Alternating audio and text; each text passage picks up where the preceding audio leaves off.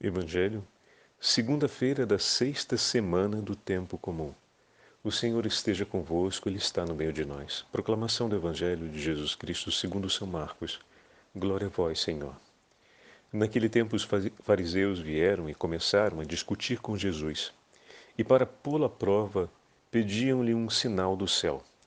Mas Jesus deu um suspiro profundo e disse: Por que esta gente pede um sinal? Em verdade vos digo, a esta gente não será dado nenhum sinal. E deixando-os, Jesus entrou de novo na barca e se dirigiu para outra margem. Palavra da salvação. Glória a vós, Senhor. Segunda-feira da sexta semana do tempo comum, em nome do Pai, do Filho e do Espírito Santo. Amém. Queridos irmãos e irmãs, a Santa Liturgia nos entrega a continuação do 8º capítulo do Evangelho de São Marcos. Hoje, os interlocutores de Jesus saíram de Jerusalém e vieram ao encontro do Senhor para pô-lo à prova e começaram a discutir com ele, pedindo um sinal. Queridos irmãos e irmãs, os interlocutores de Jesus exigem que Deus dê provas da sua presença, provas do seu amor. Quando pensamos essa realidade, parece algo tão fora do padrão, né? Como é que a gente vai pedir que Deus dê provas do seu amor para conosco? Olha tudo o que o Senhor já fez por nós. E ainda precisamos que Ele dê provas do seu amor para conosco. É necessário pedirmos, Senhor, ajuda-nos a darmos uma prova do nosso amor por Ti.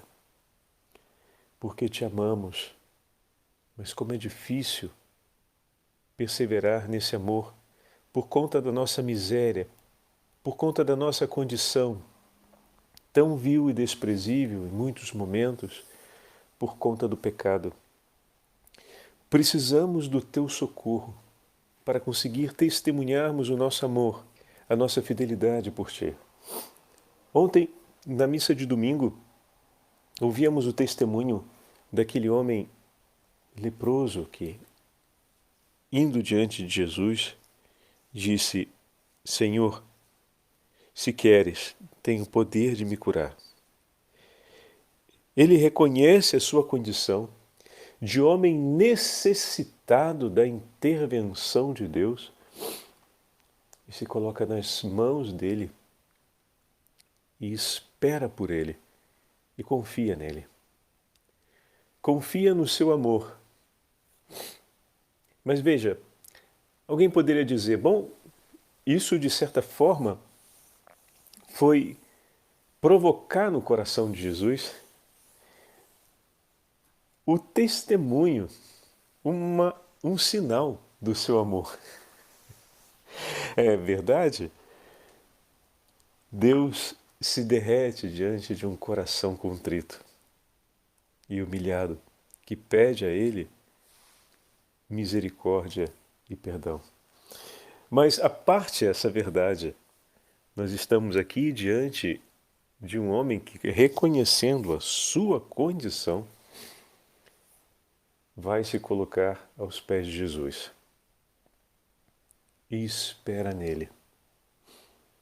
Não vem pedir que Jesus dê provas de quem ele é, que manifeste para convencer o coração dele que de fato ele é filho do Deus vivo. Ele simplesmente espera no Senhor. E ontem vimos o gesto de Jesus, que é muito forte e significativo.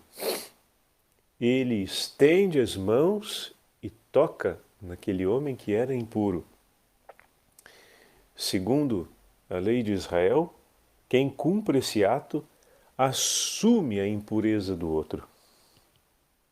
Nesse caso, ao estender suas mãos e tocar aquele homem ferido da lepra, foi aquele homem que adquiriu a pureza em sua vida, o perdão de seus pecados, a cura de seu corpo físico.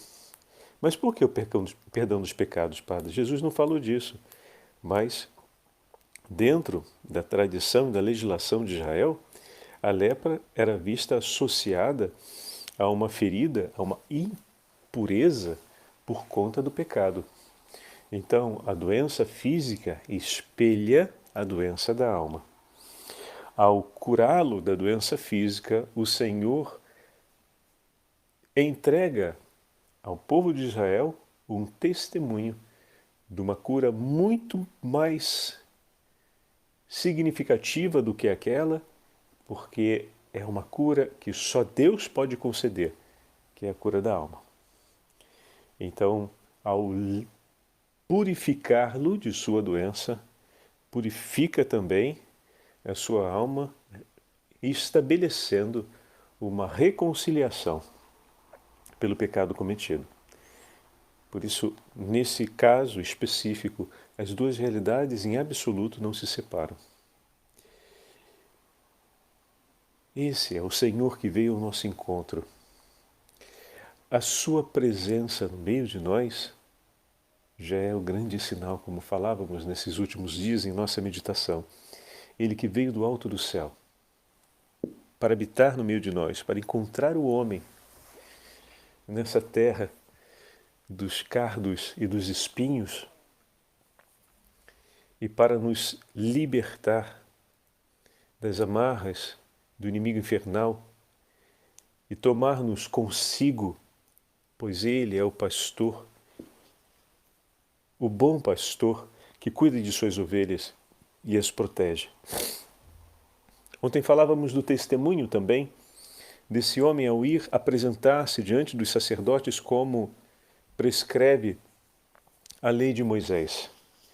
Então toda essa realidade está colocada no meio de nós, de maneira que as evidências de Deus já acompanham os interlocutores de Jesus antes de estarem na presença do Senhor.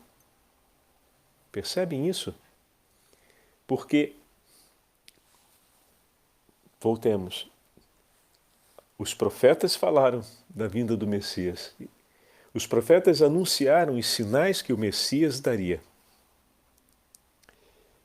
A multidão vai ao encontro do Senhor, como Israel foi ao encontro do seu Senhor, vendo os sinais da presença de Deus, e pedia a Ele misericórdia e a graça do perdão, e somente Deus, que pode perdoar, os perdoa de seus pecados e cura suas feridas. Então as evidências estão todas ali, segundo a lei e os profetas.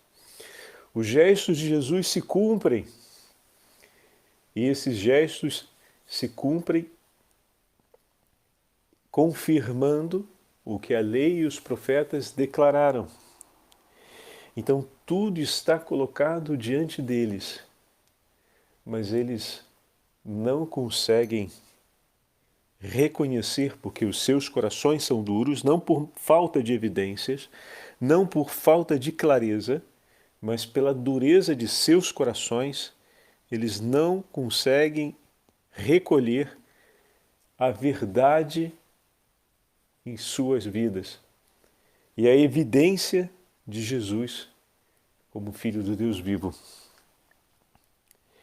Quando o Senhor diz que não lhe será dado um sinal, podemos compreender de uma maneira, digamos assim, à luz do que o Senhor já nos falou em outros momentos e falará ainda durante o próprio Evangelho de Marcos, para aqueles que não têm fé, que sinal poderá ser suficiente? Nenhum sinal há de servir, porque sem o dom da fé não se consegue ver a presença de Deus. Ver e tomar parte, né?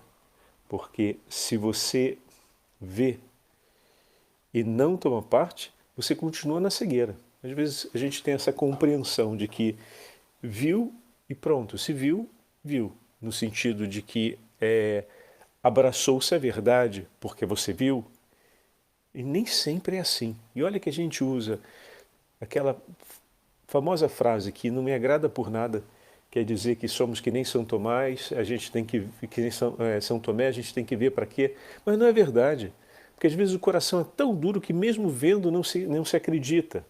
E depois se usa a imagem do apóstolo quando na verdade aquele pequeno momento na vida do apóstolo não se confirmou em sua inteira história de vida, porque depois da ressurreição, Tomé foi um homem de entrega total. Depois do encontro com o ressuscitado, perdão, ele foi um homem de entrega total. E a gente lembra o apóstolo só por causa daquele episódio. Percebem? Aquele episódio existe na Sagrada Escritura para nos mostrar o poder do Senhor quando renova o coração do homem com o vigor da fé.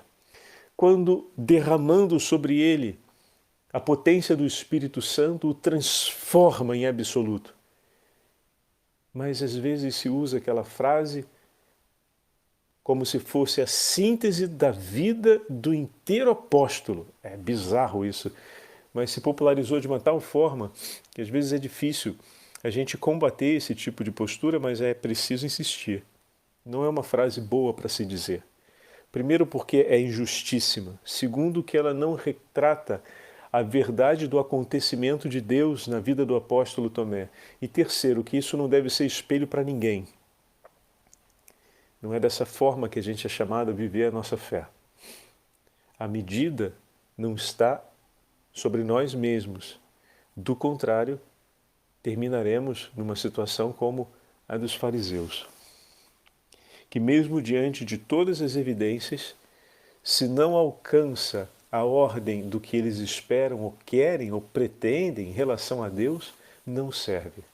Em outras palavras, se Deus não é o Deus que me serve, se Deus não é o Deus que corresponde às minhas medidas e às minhas expectativas, eu não devo dar prioridade a Ele na minha vida. E olha que essa música é a música de muitos carnavais por aí. Digo carnavais na vida espiritual, aproveitando só o contexto em que estamos. Hoje, aqueles que vieram, mas que não trouxeram a fé no Deus vivo no coração, foi declarado que para eles não haverá sinais. Porque o homem que está cego não consegue perceber a presença de Deus à sua volta. Então, mesmo vendo, ou seja, mesmo tendo a evidência diante dos olhos, não conseguem ver, porque não basta ver, é preciso ter a fé. Porque sem os olhos da fé, mesmo com os olhos do corpo, alguém pode permanecer cego. Então, peçamos a Deus, de uma forma especial no dia de hoje, que nos dê essa graça de um coração completamente aberto à sua presença, aberto ao seu agir, aberto ao seu poder. Senhor, testemunha diante de nós o seu amor e sustenta-nos com uma graça especial para que também nós possamos testemunhar o seu amor diante dos homens. Nós confiamos inteiramente em Ti e tudo colocamos em Tuas mãos. E te pedimos, sustenta-nos para que nós possamos dar testemunho do grande amor que sentimos por Ti. Esse amor que foi semeado pelas Suas ações no íntimo da nossa alma, Senhor, mas que muitas vezes permanece ali sufocado como a semente da parábola, porque os espinhos crescem muito rápido, as preocupações do mundo crescem muito rápido. Ou então porque o solo rapidamente se faz cheio de pedras e queimam essa semente. Ajuda-nos, Senhor, a não perdermos o entusiasmo do Espírito Santo e ajuda-nos a cortarmos todos os espinheiros que crescem, que todas as preocupações e ansiedades dessa vida estejam aos teus pés. Quanta preocupação aquele homem leproso ontem no Evangelho não teve em se aproximar de ti, porque, confiante no teu amor, ao fazer aquele gesto, provavelmente sofreu a retaliação de muitas pessoas. Se o pobre cego que estava à beira do caminho, por ter pedido misericórdia, foi insultado e tentaram convencê-lo a ficar em silêncio, imagina aquele leproso que por lei poderia ser morto apedrejado se aproximasse de alguém, vir andando ao teu encontro, em meio a uma multidão que lhe segue, para se lançar aos teus pés, Senhor. O medo também passou pelo seu coração. O risco de ter terminado bloqueado pelas próprias preocupações também foi real na sua vida. Mas ele acreditou e confiou em ti de uma tal forma que nenhuma preocupação o fez parar, até que ele pudesse estar de joelhos aos teus pés. Ajuda-nos, Senhor, a fazermos o mesmo.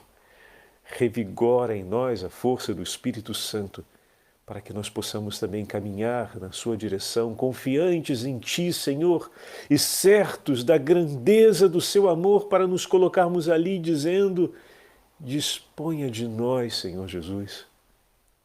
Nós cremos e esperamos em ti. E estamos aqui aos teus pés. Seja feita segundo a vossa vontade em nossas vidas. Se queres, pode salvar-me. Se queres, pode curar-me.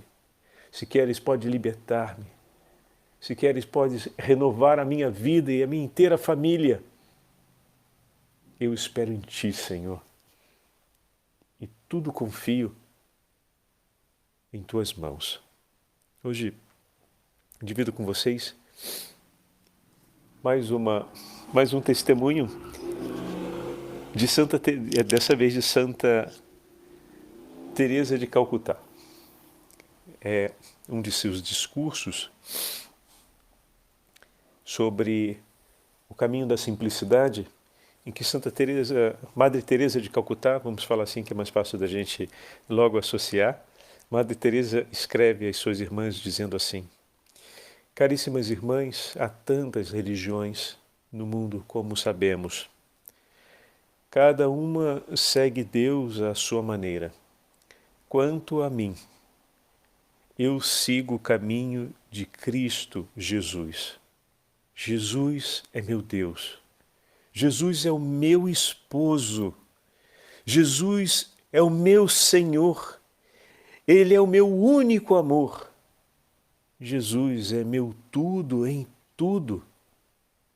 Jesus é tudo para mim. Por isso, nunca tenho medo, nem me sinto sozinha ao ponto de desistir ou parar por conta do medo que venho a provar nessa vida. Faço o meu trabalho com Jesus e peço sempre por Ele. Entrego-lhe tudo o que faço. Assim, os resultados são seus e não meus. Se precisais de um guia, só tendes de voltar os olhos para Jesus, e Ele vos indicará o caminho. Entregar-vos a Ele e contar inteiramente com Ele, pois Ele vos ajudará. Quando fazeis isso, caríssimas irmãs, as dúvidas se dissipam e vos sentireis seguras. Jesus disse: se não vos tornardes como crianças, não podeis vir a mim. Que o vosso coração tenha essa confiança que é própria das crianças no amor e na presença de seus pais em suas vidas.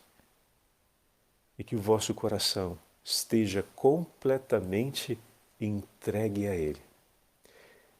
E se assim vivermos, seremos um testemunho da sua presença no mundo para todos os homens e mulheres. O Senhor esteja convosco, Ele está no meio de nós. Pela intercessão da Santa Madre Teresa de Calcutá, pela intercessão da Beatíssima Virgem Maria, Santa Mãe de Deus, abençoe-vos o Deus Todo-Poderoso, Pai, Filho e Espírito Santo. Amém.